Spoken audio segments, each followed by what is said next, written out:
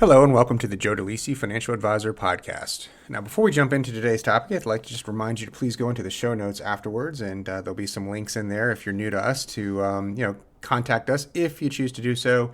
Also, please don't forget to subscribe. That helps us a lot figure out what you guys are interested in hearing about.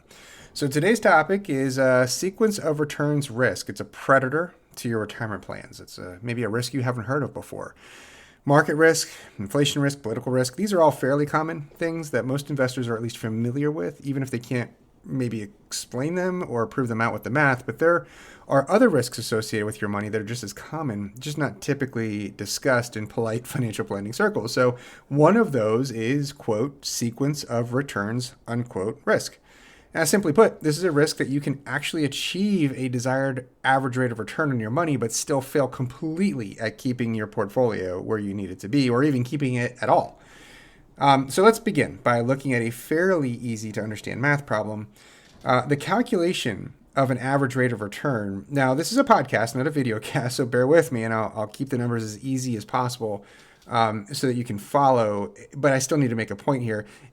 If you hope to get an average rate of return of, let's say, 25% over 2 years, and you start with $100,000 in your account, at the end of the 2 years, if you got 25% each year, you'd have $156,250. So you start with 100, you get 25% year one, you get 25% year two. At the end, you have $156,000 in change. Again, you get 25% both years. So your average and your actual is the same. It's 25%. Sometimes I refer to this as a linear return. But, and stick with me here.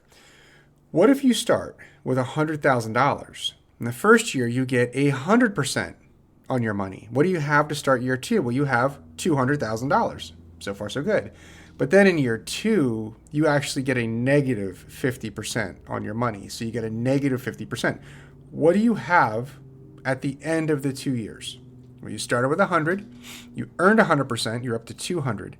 Then you lost 50% or half. So at the end of 2 years, you only have $100,000 left. So your actual return is zero. But what is your average? Well, if you got 100 year one and negative 50 in year two, your average is 25%. You got 50% divided by 2 years, the average of 25%. This happens a lot where you can see averages, but the actual is zero or maybe even negative once you factor in things like taxes and fees. So what happened here? Well, in one scenario, you got the target average return of 25%. You ended with $156,250.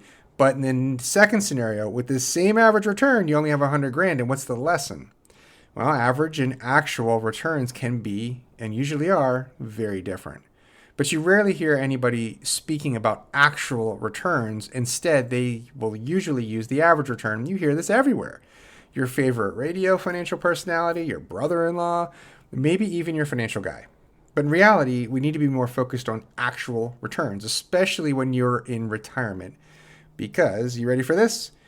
Average and actual returns are calculated differently depending if you are looking at a lump sum amount of money or if you are dealing with varying cash flows.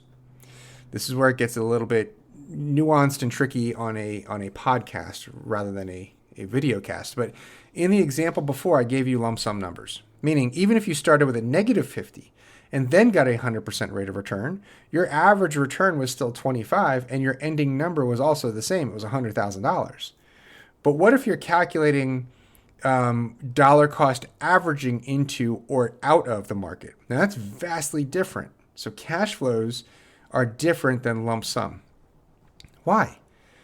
Keep this as easy as possible. Just think of it this way. If you had to choose when to get a really bad number on your money, would you prefer that big bad number be applied to a small amount of money or a large amount of money?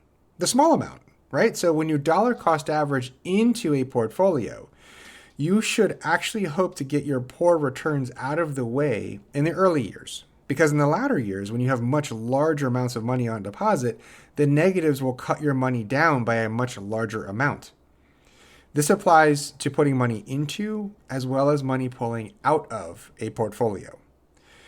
So when you retired and you're looking to take money out of your portfolio in a systematic manner, the when you get the negatives are actually more important than if you ever get a negative.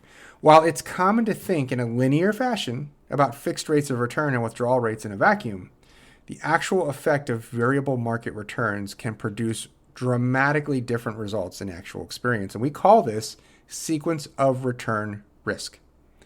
So let's look at retirement. Let's look at a typical 4% withdrawal rule scenario of $80,000 being pulled off of a $2 million portfolio for 30 years. So you got $2 million, you earn 4%, there's your 80 grand. Now, we're going to adjust it every year with a 3% inflation. So again, you've got a $2 million portfolio. You want to take $80,000 a year off of it and increase the $80,000 every year by 3%, just to kind of keep up with inflation. So again, this is a podcast. It's going to be a little difficult to follow, but if you keep the beginning example of average versus actual in mind, you should be able to follow along with what I'm saying. So if we were beginning with a 7% fixed return assumption and a 10-year average loop, we find that in all scenarios, one arrives at the end of retirement having enjoyed not only constant rising cash flow, but also $4.1 million in assets, more than double the initial value. Linear math makes that look like a likely outcome, but when variable returns are applied, we see a very different outcome. So again, linear math says you start with a $2 million portfolio, you're going to take $80,000 a year off that portfolio. Every year, you're going to increase that $80,000 by 3%, compounded for 30 years, and not only does it work, but you end the 30 years with more than double the money you actually started with. Okay, and this is why a lot of people call that a 4%, like a safe withdrawal rate. But now let's use variable returns. So we're not getting 7 every year linearly. So variable returns with the worst years in each 10-year loop occurring first on a larger chunk of money, right? Because if you're retired, you got a big chunk of money to start with. The outcome is very different. Instead of ending with over $4 million, the variable outcome shows a negative balance of $1.2 million. You're down $1.2 million. The math said you'd have positive 4.1, but the market says you have run out of money before the end of the study period. So the critical thing to remember is that both scenarios have the exact same average rate of return. The only difference is that the order of those returns was mixed up, and the order of returns is something that you and I cannot control. So the question is, so what? What do we do? And the answer is, while you probably have worked with us or someone on market risks and taxation risks and all the risks we commonly talk about, you definitely also need to deal with sequence of return risk. If you don't, you can nail the average return and still run out of money. And being old and broke is brutal. That's not what you're working so hard for. And guess what? We have a solution for that. So tune into the next podcast where we're going to discuss how building in what we call true liquidity can help you weather the sequence of return risk and still feel confident in your investments. And this is really something that you're going to have to probably start really paying attention to. I'm going to say at least 5 years before retirement, maybe even sooner than that, 5 to 10 years. But we have an answer for it, but we first had to start with what the problem was. Now for compliance. Registered Representative, Financial Advisor, Park Avenue Securities, LLC, Pass OSJ 5280 Carroll Canyon Road, Suite 300, San Diego, California, 92121, 619-684-6400. Securities, products, and advisory services offered through Pass, member FINRA, SIPC. Financial Representative of the Guardian Life Insurance Company of America, Guardian, New York, New York. Pass is a wholly owned subsidiary of Guardian. Westpac Wealth Partners, LLC is not an affiliate or subsidiary of Pass or Guardian. Insurance products are offered through Westpac Wealth Partners and Insurance Services, LLC, a DBA of Westpac Wealth Partners, LLC, California insurance number 0D34103. This podcast is for informational purposes only. It's not to be construed as tax, legal, or investment advice. Although the information has been gathered from sources believed to be reliable, please note that the individual situations can vary. Therefore, the information should be relied upon only when coordinated with individual professional advice.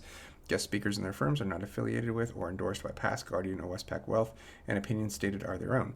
Guardian, its subsidiaries, agents, and employees do not provide tax, legal, or accounting advice. Consult your tax, legal, or accounting professional regarding your individual situation. All investments and investment strategies contain risk and may lose value. This material is intended for general use. By providing this content, Park Avenue Securities LLC and your financial representative are not undertaking to provide investment advice or making a recommendation for a specific individual or situation and to otherwise act in a fiduciary capacity. Past performance is not a guarantee of future results. Indices are unmanaged and one cannot invest directly in an index. 2024-176131 expires June 2026.